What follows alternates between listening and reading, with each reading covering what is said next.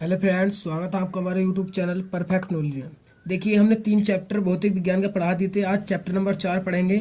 आपके मॉडल में किताब में चैप्टर नंबर 13 मिलेगा आपको। ठीक है, यहाँ पर मैंने सीरीज के पढ़ा रहा हूँ मैं भौतिक रसायन और जीव विज्ञान को अलग अलग से।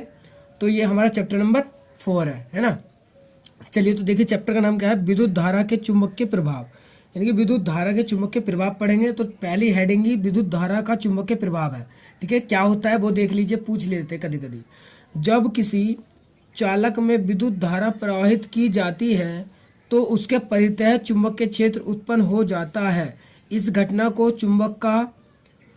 चुंबकीय प्रभाव कहते हैं। इसका उपयोग विद्युत मोटर, विद्युत घंटी, टेलीफोन आदि में किया जाता है। ठीक है, तो ये थोड़ा सा आप एक बार पढ़ के जाइए, बस ज़्यादा याद नहीं करना मैं आपको कहूँ। दूसरा है चुंबकीय क्षेत्र।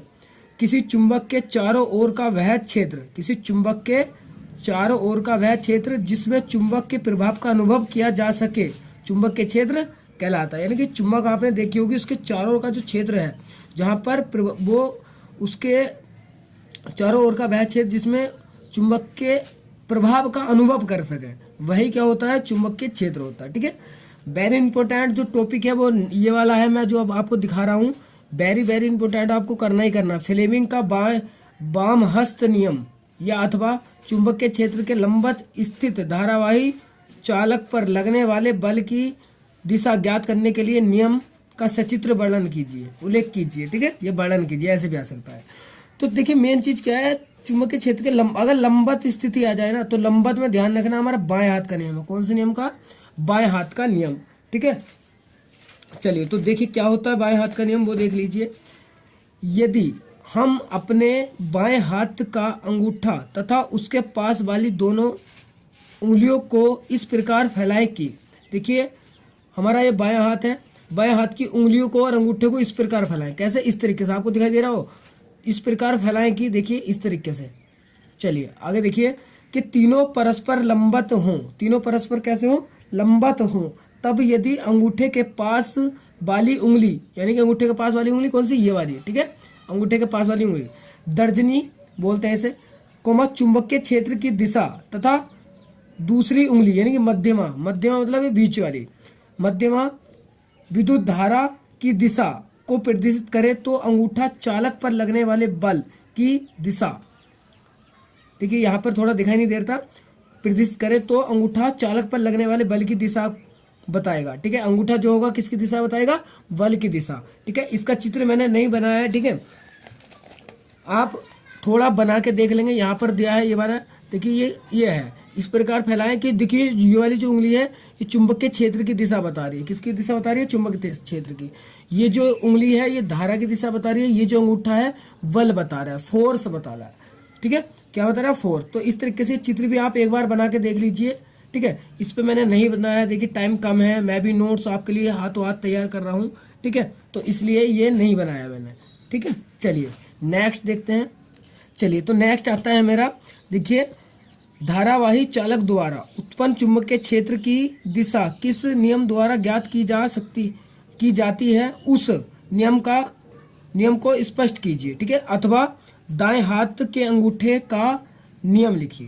तो यानी कि जो हम नियम पढ़ेंगे वो दाएं हाथ का पढ़ेंगे आपकी बात। ठीक है, और इसमें लंबवत नहीं कहा है। देखिए धारावाही चालक द्वारा उत्पन्न चुंबकीय क्षेत्र की दिशा किस नियम द्वारा ज्ञात की जाती है, उस नियम को स्पष्ट कीजिए। ठीक है, तो आपको कौन सा नियम बताना है? दाएं हाथ के अंगूठे का नियम। ठीक है, तो दाएं हाथ का अंगूठे का नियम पढ़िए। क्या होता है कि यदि दाएं हाथ की उंगलियों को मोड़कर, कैसे? देखिए इस तरीके से, यदि दाएं हाथ की, ये दायां हाथ है मेरा, दाएं हाथ की उंगलियों को मोड़कर, ठीक है, मोड़कर अंगूठे को इसके लंबवत कर लें, अंगूठे को क्या कर लें? इसके लंबवत कर लें। तब यदि किसी धारावाही चालक में अंगूठे की दिशा में विद्युत धारा प्रवाहित हो रही हो तो अंगुलियां चुंबकीय बल रेखाओं की दिशा को प्रदर्शित करेंगी। ठीक है, तो देखिए इसका भी चित्र नहीं बनाया मैंने।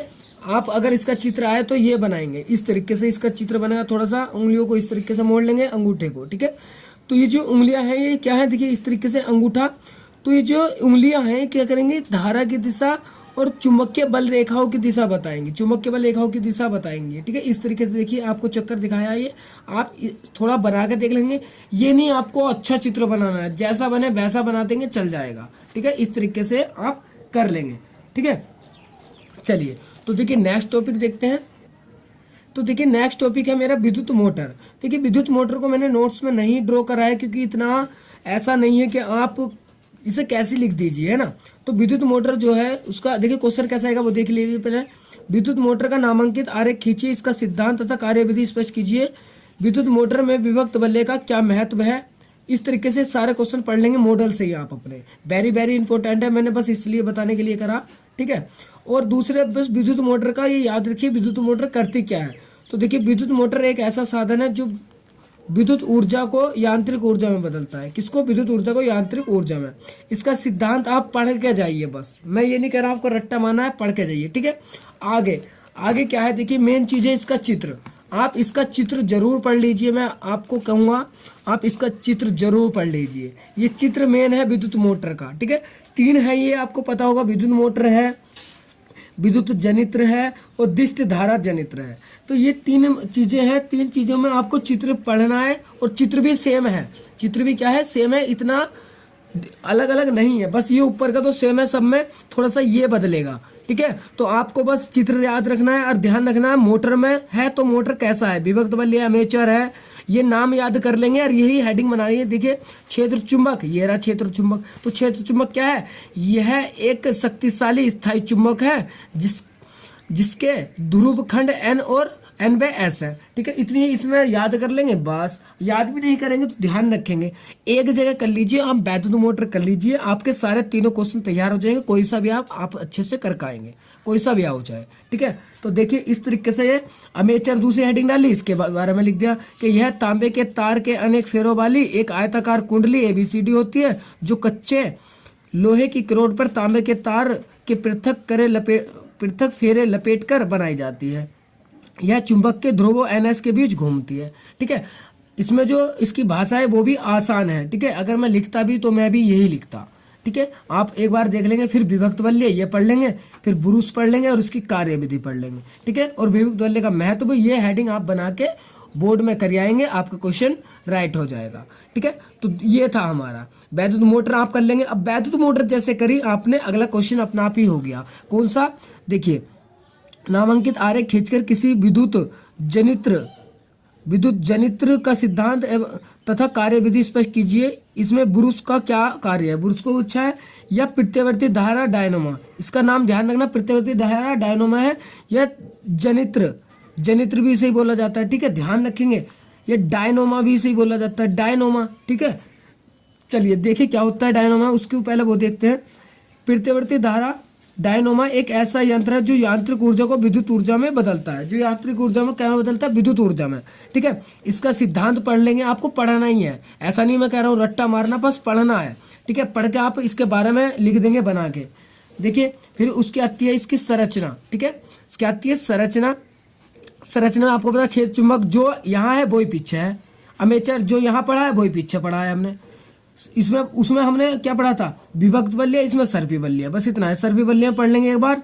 फिर ब्रूस, जो ब्रूस यहाँ पढ़े थे वही उसकी डेफिनेशन है। कार्यविधि थोड़ी चेंज होगी, बाकी वही पिछली वाली है।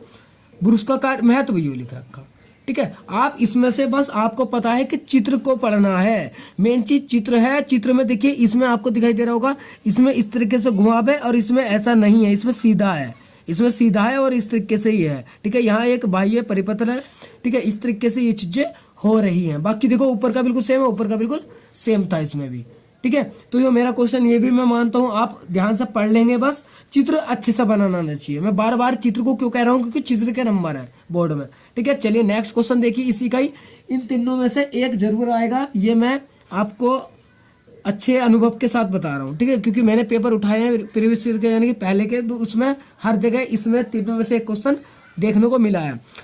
अगला क्वेश्चन आता है दिष्ट धारा जनित्र। दिष्ट धारा जनित्र या दिष्ट धारा जनरेटर भी बोला जाता है इसे, ठीक है, या दिष्ट धारा डायनोमा भी बोल देते हैं, या जनित्र भी बोल देते हैं, ठीक है। ध्यान रखना है थोड़ा। तो यह क्या करता है, देखिए इसकी संरचना प्रतिवर्ती धारा डायनामो के समान होती है। बिल्कुल सेम किसकी तरह है? प्रतिवर्ती धारा की। जो हम पीछे पढ़ गए ये वाला क्वेश्चन देखिए यहाँ पर इसकी तरह है, बिल्कुल ये है। बस थोड़ा अंतर क्या है? अंतर केवल इतना है, इसमें सर्पी बल्लियों के स्थान पर विभक्त बल्ले उपयोग में लाते हैं। यानी कि अंतर इतना ही है कि इसमें सर्पी बल्ले प्रयोग होते हैं, उसमें विभक्त बल्ले होते हैं। इतना अंतर है, बाकी सब कुछ सेम है। ठीक है, संरचना में आपको पता है, सिद्धांत आप पढ़ लेंगे एक बार बस क्या हो रहा है, बिल्कुल इसके जैसा है। जो डायनामो में हो रहा था वही इसमें होगा। संरचना क्षेत्र चुंबक जो पीछे की थी वही क्षेत्र चुंबक इसमें लिखना है। ठीक है, चलिए नेक्स्ट आगे दिखाता हूँ मैं आपको। अमेचर जो पीछे था वही अमेचर इसमें लिखना है। ठीक है, जो अमेचर पहले था वही ये है। विभक्त बल्ली है, बस सर्पी बल्ली की जगह विभक्त बल्ली है, ये याद कर लेंगे, थोड़ा पढ़ लेंगे। मैंने ये नहीं कह रहा रट्टा मारना, पढ़ना है। बुरुष जो पीछे थे यही कार्यविधि बिल्कुल सेम टू सेम उसके जैसी होगी, आप पढ़ के देखिए। ठीक है, मैंने पढ़ा है इसलिए बोल रहा हूँ। और ये चित्र, थोड़ा सा चित्र में डिफरेंस आया है। देखिए चित्र का डिफरेंस ये सीधा एक आयत के आकार का बन गया है। आयत के आकार का विभक्त बल्ली, सर्पी बल्ली की जगह क्या यूज हो गया? विभक्त बल्ली। देखिए पीछे क्या दिखाया था, चित्र कुछ ऐसा था और इसमें सर्पी बल्ली लग रहे थे। ठीक है, तो इतना ही अंतर है ना। चलिए आशा करता हूँ आप ये क्वेश्चन तैयार कर लेंगे और तीनों जरूर कर लिए, चाहे कहीं से भी करिए। आपने ट्यूशन पढ़ा होगा, कहीं से भी पढ़ा होगा, आप ये क्वेश्चन जरूर करके जाइए। ठीक है, चलिए। और मैं अगले जो चैप्टर हैं देखिए उन चैप्टर में इतना सिलेबस नहीं उठता है, तो मैं उन्हें मॉडल के माध्यम से आपको समझाऊंगा कि क्या क्या आपको मॉडल से पढ़ना है। बिल्कुल बेसिक है, नॉलेजफुल बंदा कर आएगा बगैर पढ़ो भी। ठीक है, चलिए तो अगली नेक्स्ट वीडियो में मिलेंगे, उसमें मैं आपको समझाऊंगा कि नेक्स्ट चैप्टर से आपको क्या क्या पढ़ना है। ठीक है, तब तक के लिए धन्यवाद।